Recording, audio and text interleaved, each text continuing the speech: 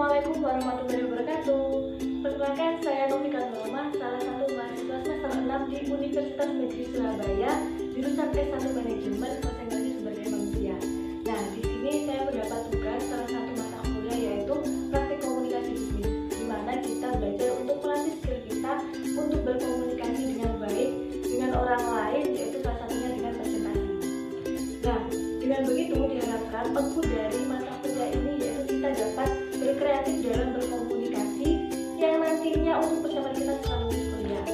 Nah, dan di sini saya akan mempresentasikan sebuah produk dari salah satu perusahaan yang ada di Indonesia, yaitu sebagai media produk. Dan di sini anggap saja saya adalah salah satu karyawan sales dari PT Sari Wisata Berasi Mahardika yang bertugas untuk meyakinkan para konsumen atau kalian semua untuk membeli produk yang nantinya diharapkan dapat meningkatkan tingkat penjualan sesuai dengan tujuan promosi. PT Sari Wisata Generasi Mahardika adalah perusahaan yang memproduksi nutrisi untuk ibu hamil, menyusui, serta anak-anak. Nah, pastinya mempunyai rasa yang enak, harga yang terjangkau, dan sudah berstandar internasional. Nah, PT Sari Wisata Generasi Mahardika ini sudah beroperasi di Indonesia sejak tahun 1954, yaitu sebagai wujud nyata program kecukupan protein nasional yang diselenggarakan oleh pemerintah Indonesia bersama PBB.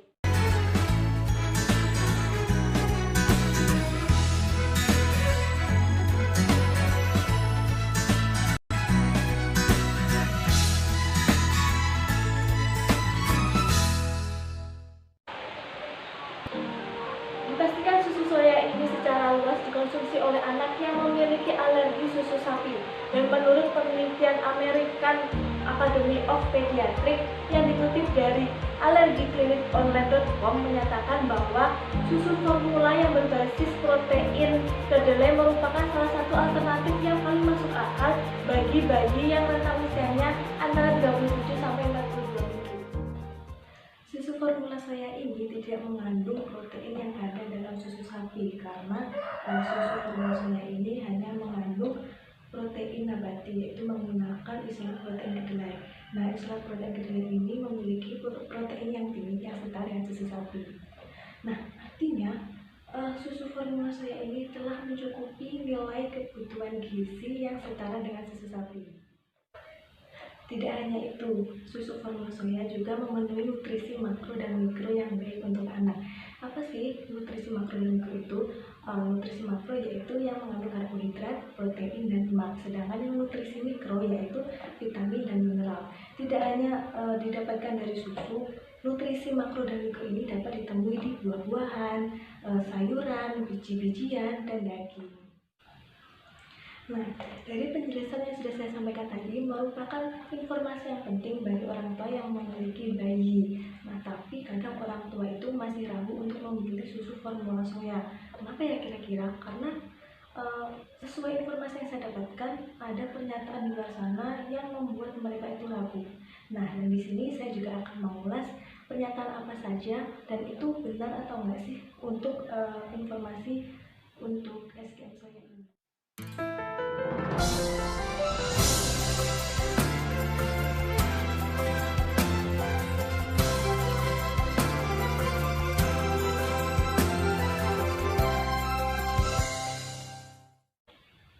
Yang pertama, ada yang mengatakan kalau susu formula soya ini tidak memiliki protein yang setara dengan susu sapi sehingga dapat menghambat pertumbuhan dan perkembangan anak. Nah, ini jelas mitos ya, karena tadi sudah saya jelaskan bahwasanya nutrisi formula soya ini memiliki protein yang setara dengan susu sapi. Nah, tidak hanya itu, susu formula soya ini juga mengandung omega 3 dan omega 6 untuk membentuk AHA dan DHA yang berguna bagi pertumbuhan anak. Dan yang kedua, ada yang mengatakan kalau mengkonsumsi susu formula soya ini dapat mencegah timbulnya gejala alergi yang ditimbulkan oleh susu sapi. Dan ini benar ya atau fakta, karena penyebab dari alergi atau munculnya reaksi alergi itu disebabkan karena ketidakmampuan tubuh untuk mencerna protein yang ada di susu sapi. Nah, sedangkan susu formula soya ini hanya mengandung protein isolat nabati, yaitu menggunakan kedelai, jadi aman untuk dikonsumsi untuk si anak. Dan yang ketiga, Ada yang mengatakan kalau mengkonsumsi susu formula soya ini dapat menghambat pertumbuhan seksual untuk anak. Ini sangat mitos ya, karena tadi sudah saya jelaskan mengenai nutrisi atau kandungan gizi yang ada di dalam susu formula soya ini sangat baik untuk pertumbuhan dan perkembangan anak. Dan yang keempat, susu formula soya ini tidak dianjurkan untuk anak yang usianya di bawah 6 bulan. Ini merupakan fakta ya. Kenapa? Karena Ikatan Dokter Anak Indonesia menyatakan bahwa anak yang usianya di bawah umur 6 bulan itu belum memiliki sistem pencernaan yang sempurna. Sehingga jika tetap dipaksakan maka akan terjadi risiko, dan sudah terjadi risiko 10-20% di Indonesia. Jadi jangan salah untuk memberikan nutrisi untuk si anak. Dan di sini saya sudah membawa kemasan susu SGM soyanya, yaitu yang saya bawa ini ada 400 gram, tapi juga ada yang kemasannya 200 gram dan 700 gram. Nah, dari sini kemasannya ada label halalnya dari MUI nih, dan juga ada BPOM-nya. Nah, BPOM-nya jadi benar-benar aman ya untuk dikonsumsi. Selanjutnya di sini juga ada komposisi. Komposisinya ini yang mengandung kandungan dari susu soya yang ini. Selanjutnya ada informasi tentang peringatan, apa saja yang boleh dilakukan dan apa yang tidak boleh dilakukan. Lalu di sini ada petunjuk penyimpanannya, kalau ini harus benar-benar aman untuk dikonsumsi untuk si anak. Lalu selanjutnya di belakang ini ada informasi nilai gizinya, seperti yang saya jelaskan tadi, ada protein, karbohidrat, lemak, vitamin, kalsium dan sebagainya. Di sini sudah tertera lengkap. Lalu ada petunjuk penggunaan. Nah, untuk SGM ini yang saya praktekkan ada untuk usia 6-12 bulan ya, 12 bulan. Terus untuk petunjuk pemakaiannya ini ada 6 sendok peres dengan air 180 ml, dan selama 1 hari atau 24 jam itu bisa diberikan kepada anak sebanyak 4 kali, tapi disesuaikan dengan kebutuhan ya. Selanjutnya ini ada petunjuk penyiapan susu. Sini ada, dan juga cara menyajikannya, apa yang harus disiapkan dan lain sebagainya.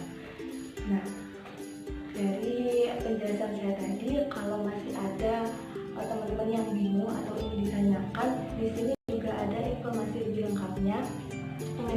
Ingin tanya-tanya, ada Instagramnya, ada Facebooknya, ada websitenya juga. Di sini juga tertera nomor telepon dan emailnya.